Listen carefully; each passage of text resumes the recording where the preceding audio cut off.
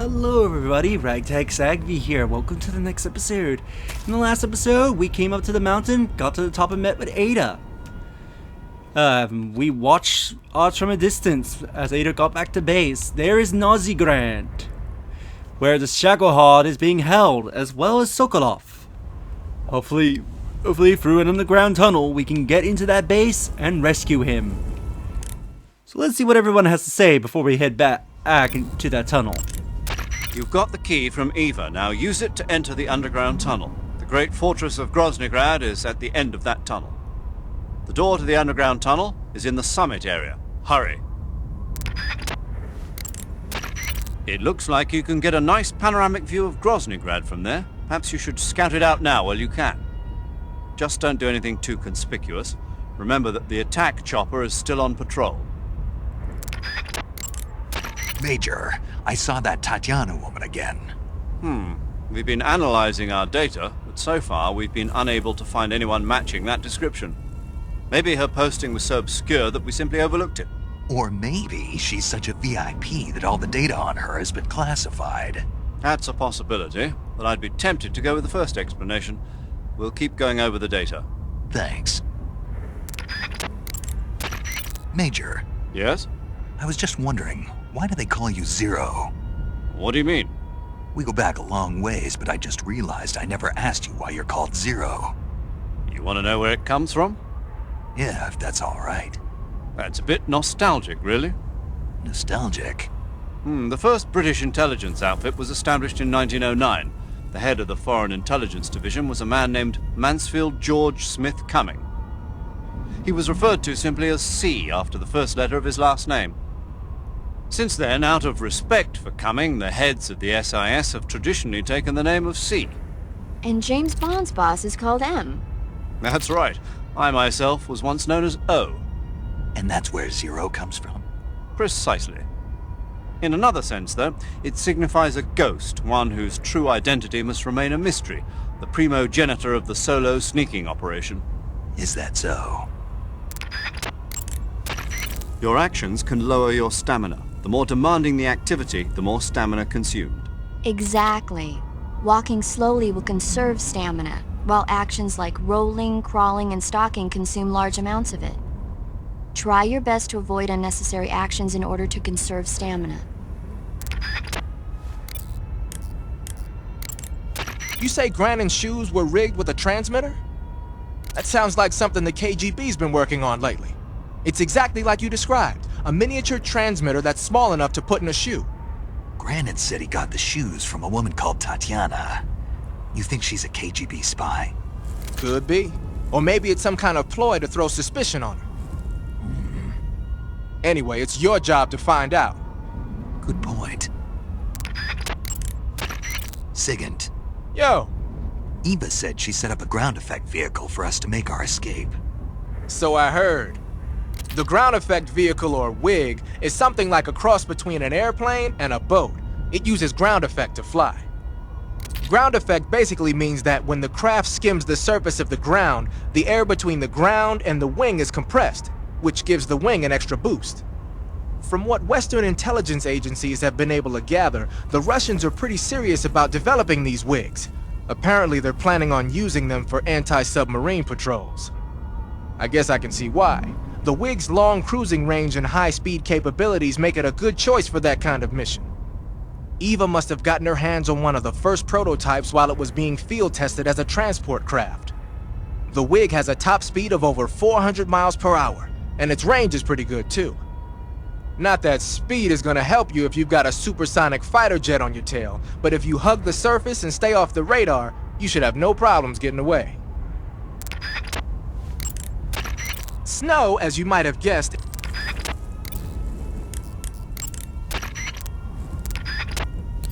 No response from Ada. Now, before I go down, I forgot there was something about the crocodile head. I don't think I showed. I think if you contact the Major while wearing this, he has something to say.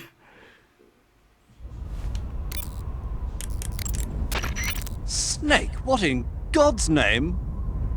How does it look? It looks cool. Huh? It looks cool on you. It does? Yeah. I don't think cool is the right word. Why? What's wrong with it? What's wrong? Don't you think it looks silly? Doesn't it make you laugh? Aren't you going to ask me what the hell I was thinking? No. Oh. I think it really does look good. It reminds me of the alligator people. Oh, the... what? The Alligator People. It's a science fiction movie. You've never heard of it? No. Oh, well, you should see it sometime. It's about this guy who gets hurt in a car accident and tries to heal his wounds by injecting himself with a crocodile serum, but then his head turns into a crocodile head. You look just like him with the mask on. That's awesome! Right. Huh? Oh, never mind. I suppose you might be able to disguise yourself as a crocodile by wearing that cap and sticking your head out of the water. I love all the dumb codec conversations you can have if you go out of your way to find them. Now, there is a set of items I want to make sure I have on me. Yeah, I have night vision, and do not use the thermal goggles for what's coming up. Let me see. Weapons-wise, what do I want to take with me?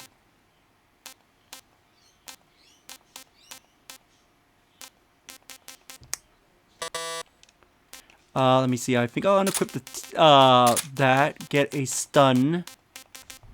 Unequip the book. Get my survival knife on the ready.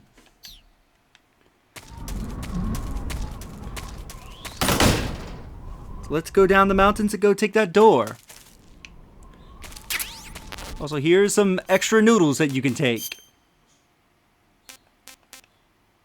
Really? They've gone bad already? Hopefully, I know it makes some realistic sense, but hopefully in the remake that they're making, hopefully they make the food last much longer if you haven't played for like a day or two.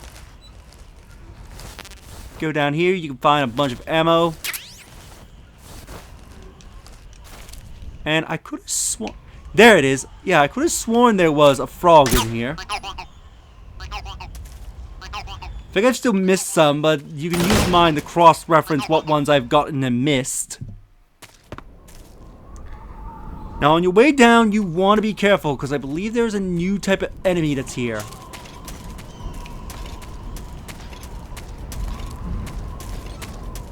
Yes, that dude that has a flamethrower.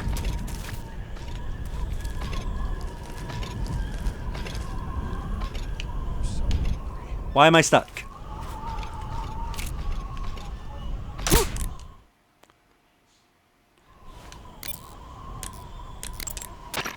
You seen any enemies equipped with flamethrowers? Those flamethrowers are M2s. They were first used in World War II during the invasion of Guam. The M2 uses pressurized nitrogen gas to fire a fuel mixture of napalm and gasoline. It comes in handy for torching places that are tough to secure with conventional firepower, like trenches and bunkers and pillbox enclosures. Watch out though. Get hit by a flamethrower in a narrow spot like a closet or a trench, and it's barbecue time. Don't wander too close to an enemy carrying a flamethrower. If you need to take one out, try sniping from a distance so the flames can't reach you. What are they doing with American-made flamethrowers anyway? Well, like a lot of other Western weapons, those M2s were probably jacked for research purposes. But if they're actually using them, man, they must really have it in for you. What do you mean? The flamethrower is heavy, short-range, and can only be used for a short period of time. Not only that, but when a flame trooper gets captured, he's almost always put to death. Basically, it's a bad idea all the way around to use flamethrowers unless you're sweeping. And despite all that, they're keeping them at the ready just for you. What do you think of it? They're out for revenge. Well, you've often an awful lot of Volgan's men out there. No wonder they hate you. Yep, now, what he does... I think he mentions in another call, if you can manage to shoot, I think, the tank on their back, you can cause the tank to explode. Watch out, though. Get hit by a flamethrower in a narrow spot like a closet or a trench, and it's barbecue time. Snake, watch out for enemy troops carrying flamethrowers. Under no circumstances should you get close to the flame troops. Either sneak by without being seen, or take them out from a distance. If you get blasted by a flamethrower, your body will catch on fire. If your body catches on fire, either roll around repeatedly to put it out, or go into the survival viewer and change out of the burning clothes. When you catch fire, you'll get burned unless you put the flames out quickly. So be sure to extinguish the flames right away, okay? Snake, in order to carry out the mission without being... Alright, let's do this. This is HQ. Found signs of enemy infiltration. Commence alert. What's going on? Respond. Patrol here. It appears we've been infiltrated. What's going on? Respond. There's something wrong. Support unit, confirm their status.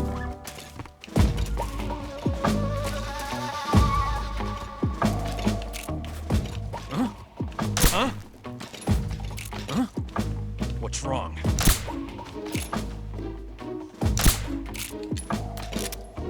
Intruder.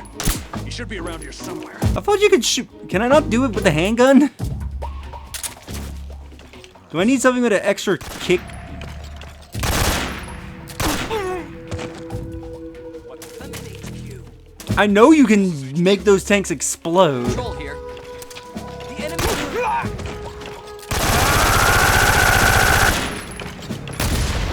Who's that? This is it. Ow. What's going on? Respond. Patrol here. Enemy sighted. Commencing attack. There we go. He'll catch on fire and explode.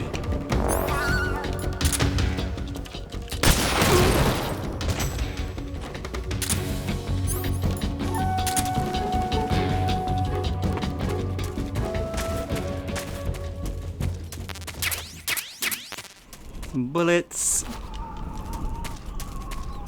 Also, let's heal the burns.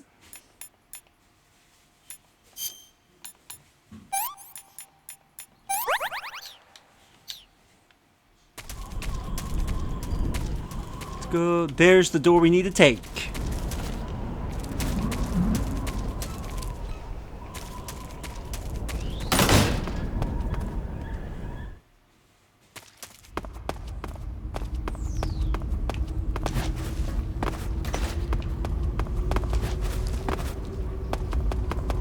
I forget, can we contact Ada yet?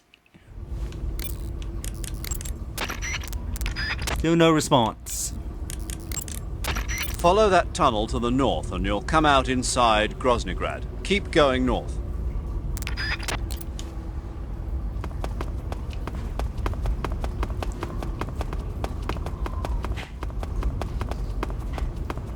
Now look here, we can find some ammo.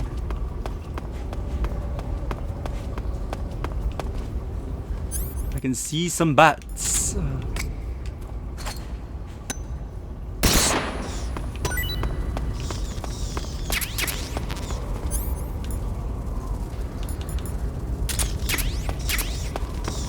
There's our way out.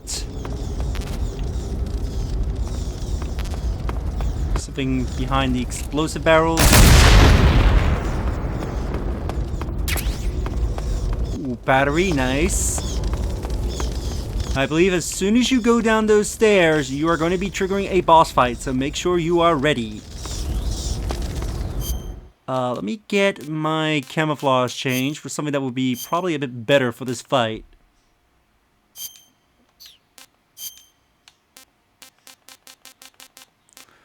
Really? Water gives me more camouflage down here? Are you for real? Okay. I wasn't expecting water to give me good camouflage down here.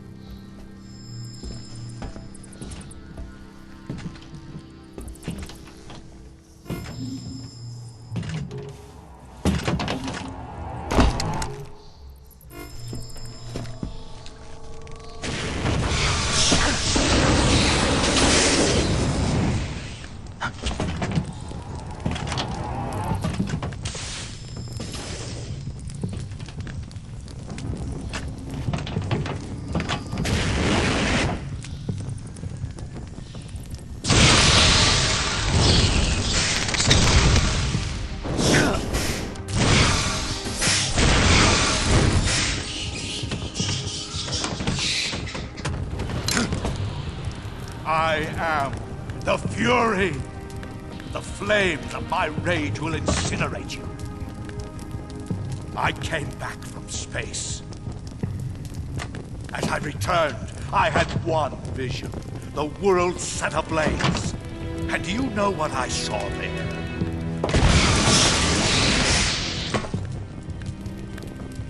Fury.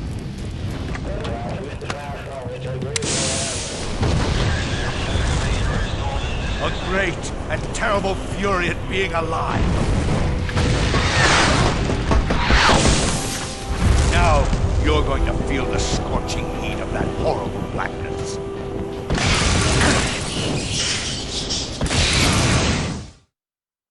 Burn! Time to begin the boss fight with the Fury. Let's see what everyone has to say. The Fury is equipped with a powerful flamethrower. Whatever you do, don't attack him from the front. Get behind him and attack him from there. You'll never get anywhere fumbling around in the dark. You need to be able to see first. Use the night vision goggles. You could also try using a torch or a cigar. The Fury's flamethrower is immensely powerful. Do not, under any circumstances, try to approach him from the front. Those flames are incredibly intense. If you get blasted at close range, it's likely to result in a severe burn. If you get burned, go into the survival viewer right away and use Cure to treat it. If your body catches on fire, you can put it out by rolling around repeatedly. You can also go into the survival viewer and change out of the burning clothes. So if you catch on fire, take care of it immediately. The Fury is equipped with a powerful flamethrower. Whatever you do, don't attack him from the front. Get behind him and attack him from there. You'll never get anywhere fumbling around in the dark. You need to be able to see first. Use the night vision goggles. You could also try using a torch or a cigar. You can't fight if you can't see in front of your face. You need to be able to rely on your vision. You can try the night vision goggles, but keep an eye on the batteries. Don't look straight at the Fury's flames when you're wearing the night vision goggles though, or you'll be blinded by the afterimage for a while. If he fires the flamethrower, either look away or take off the goggles.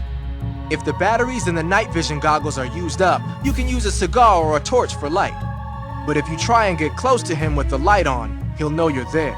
Keep that in mind. That's not an ordinary flamethrower the Fury's using. Normally, flamethrowers use a mixture of napalm and gasoline for fuel. But from what I hear, that guy is using liquid rocket fuel. I'm guessing it's probably a mixture of UDHM, unsymmetrical dimethylhydrazine, and NTO, nitrogen tetroxide. I'm sure you've seen how potent that stuff is. The Fury's flamethrower is one hell of a weapon. Any frontal attack you make is just gonna get swatted down by the flames. You've gotta circle around him and attack from behind or from the side. The Fury is wearing a special flame-proof outfit made from a spacesuit. If it's tough enough to stand up to those flames he's belching out, grenades and white phosphorus grenades aren't even gonna make a dent. Of course, if you manage to tear through that suit, then it's a different story. If you use a knife and engage him at close range, you should be able to rip right through that flame-proof suit of his. To get close enough to use your knife, try stalking up from behind him. But you've got more to worry about than not making noise. Any light you're carrying, like a cigar or a torch, will give you away. So when you're creeping up on him, unequip your cigar or torch.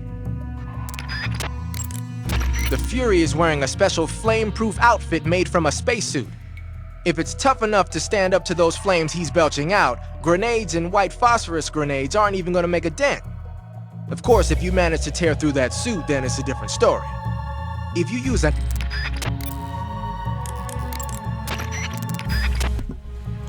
Alright, let's fight. Gotta think all the information we can get. You need to be wary because the Fury is roaming around. So explosions will not be very effective, but if you can sneak up on him and use your knife, you can instantly rip his suit. Now, he cannot see you. So keep that in mind. He's also affected by the darkness. Where'd you go? If you hear him say "where'd you go," that means he has no idea where you currently are.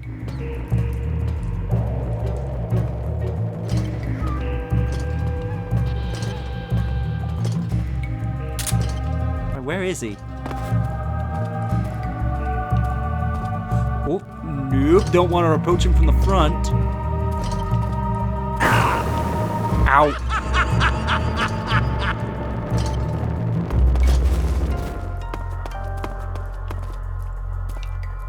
Where are you gonna go?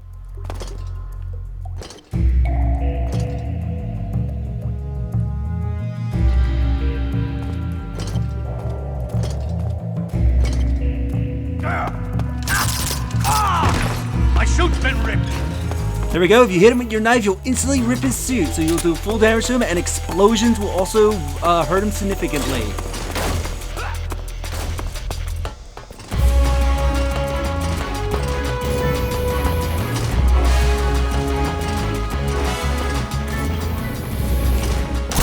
There's also pipes around that you can shoot. If you manage to shoot them, you should be able to cause water to leak out of them and put out any fires he's shooting out. Ow.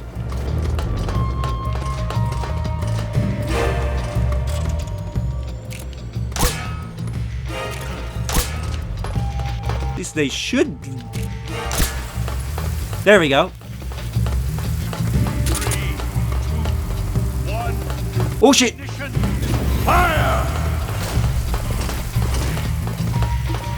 He'll also do this where he'll wait at the end of a hallway and then charge up it. 5, 4, 3. You also have a few Russian glow caps here, so that way you can recharge your batteries if needed. 1. Ignition! Fire!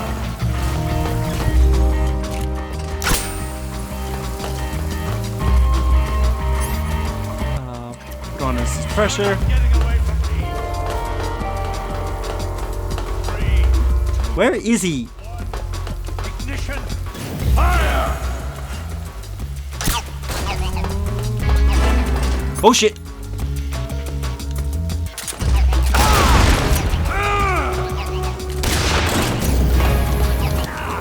Oh, I was about to say, how am I not getting hit by the flames?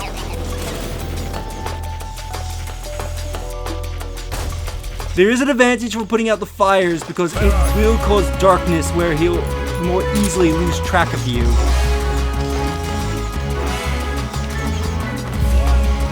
Ignition!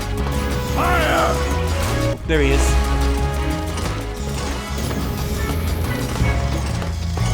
I think after a while he'll calm down and just casually walk. Also, if you... Oh shit! That's not where I want to be!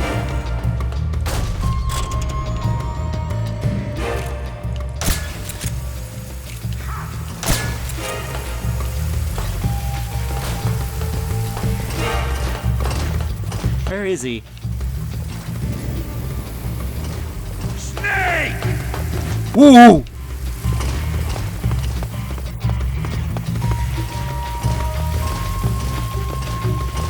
That's how close I was to him. Oh shit.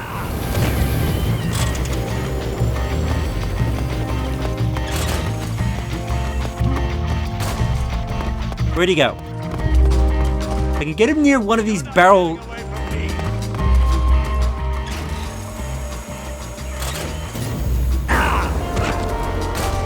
Really? They're not supposed to get you in these areas.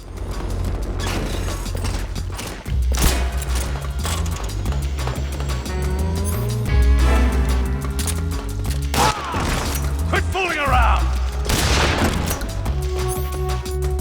he actually lose track of me?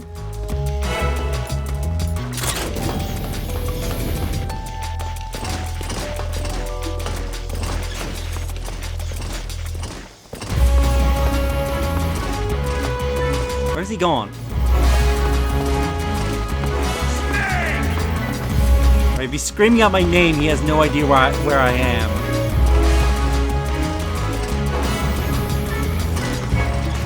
He's down that corridor. Oh, and now he's apparently over here.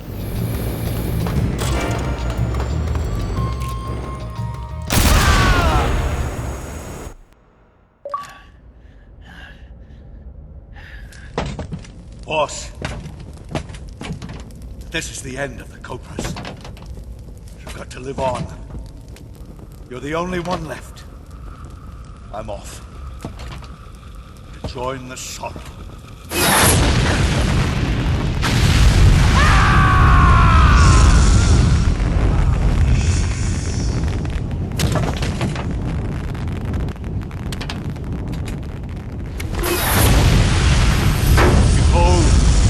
Flames of fury, the fires of hell will purge me clean.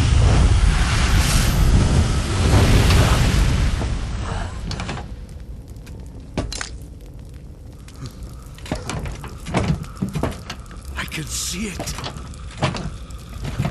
Mission Control, do you read me?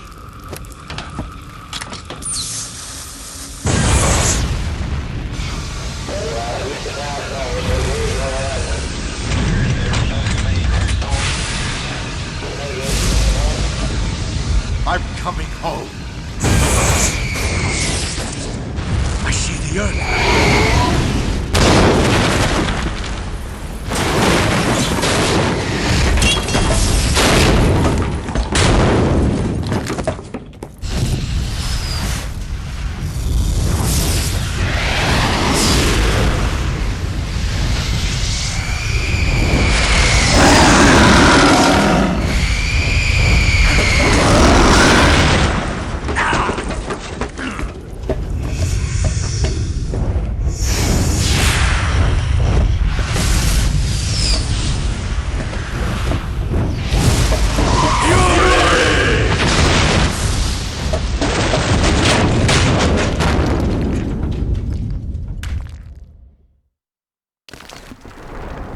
Oh, that was the Fury boss fight. Let's make a few radio calls, and then we'll end things off.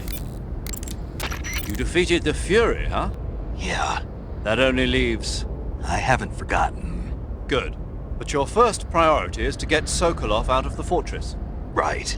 The ladder at the end of that underground tunnel should take you up into Groznygrad. Once the Shagohod is completed, there's no telling how long they'll let Sokolov live. You've got to hurry. The other side of that door is blocked by rubble as a result of the Fury's explosion. You won't be able to open it. Forget about it and continue your mission. Major, why do they keep exploding? It's part of their legend. Legend? The legend of the Cobra unit. I'll let Sigint explain. Sigint? Yeah, that's a microbomb. A microbomb? Yep. During World War II, the Cobra unit was used for the nastiest kinds of wet works, the kind that could never be let out into the open. Their missions were so top secret that not only were they forbidden to be taken prisoner, they couldn't even leave their corpse behind. Because of this, or so the legend goes, they carried a microbomb with them on their missions in case they needed to commit suicide. I always thought it was just a rumor. I never expected it would turn out to be true. But why would they be carrying bombs this time around? It's not like they're in hostile territory. Maybe they're ready to die. Ready to die? Yeah. They've got no unit to go back to. Not even a country. So they've got no place to die except the battlefield, huh? Yeah. No turning back for them. I wonder if the boss feels the same. You can use an equipped weapon during first-person view.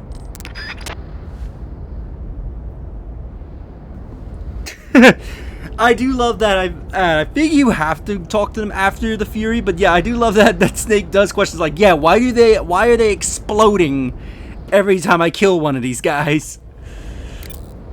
But anyway, let's save the game. You want to save? In the next episode, we'll head up into Gozigrand. So if you enjoyed this episode, do like the videos, it helps tremendously. Subscribe if you haven't already. Leave a comment down below on your thoughts on this episode, and share the video so more people can discover my content and help the channel grow. And I will see you all next time. Later.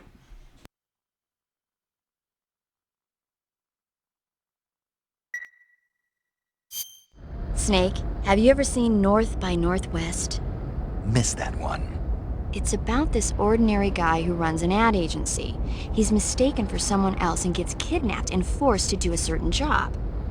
As a result, he gets tangled up in a conspiracy, and pretty soon he's traveling to New York, Chicago, and even Mount Rushmore in pursuit of the real culprit. Hitchcock's films always keep you on the edge of your seat, but sometimes they can be funny when you least expect it. That's why I love them. Have you seen all of his films? All of them? Oh, not even close. He's been making movies since before I was born. I guess I might have seen some of them on TV. But the first movie I ever saw in the theater was a Hitchcock film. We all went and saw it as a family. It was Rebecca. This was when you were a kid. Yeah, my parents loved watching movies, so they took me along. I didn't quite understand the plot, but for some reason I thought it was really scary. Actually, I remember the candy bar they bought me on the way home better than the movie itself. That's when you fell in love with movies? You could say that. It was like an irresistible force at that point. I was completely swept away.